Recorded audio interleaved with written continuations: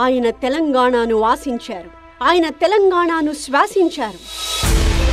ఆయన స్వప్నం తెలంగాణ, ఆయన లక్ష్యం బంగారు తెలంగాణ. అందుకే ఈ సింతమడక సిన్నోడు, సిద్దిపేట పిల్లోడు తెలంగాణకు దిక్సూచి అయ్యాడు. చుట్టూ కమ్ముకున్న చిమ్మ చీకట్లు, ఎటు అడుగేస్తే ఏమవుతుందో తెలియని పరిస్థితి.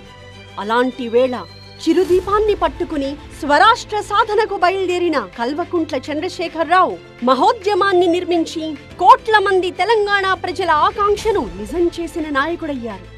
తెలంగాణ అంటే కేసీఆర్, కేసీఆర్ అంటే తెలంగాణ అన్నంతగా రాష్ట్ర ప్రజలతో మమేకమయ్యారు.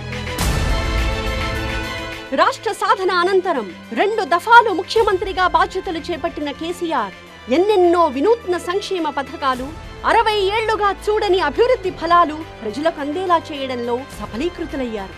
10 ఏళ్ల పాటు నిర్విరామంగా ప్రభుత్వాన్ని నడిపిన కేసీఆర్ అనూహ్యంగా మొన్నటి ఎన్నికల్లో పరాజయం పాలై ప్రతిపక్షానికి పరిమితమయ్యారు. రాజకీయంగా మరోసారి సంక్షోభ పరిస్థితుల్ని ఎదుర్కొంటున్న కేసీఆర్ పడి లేచే కెరటంలా ఉవ్వెత్తున ఎగసి వస్తానంటూ ధీమా వ్యక్తం చేస్తున్నారు.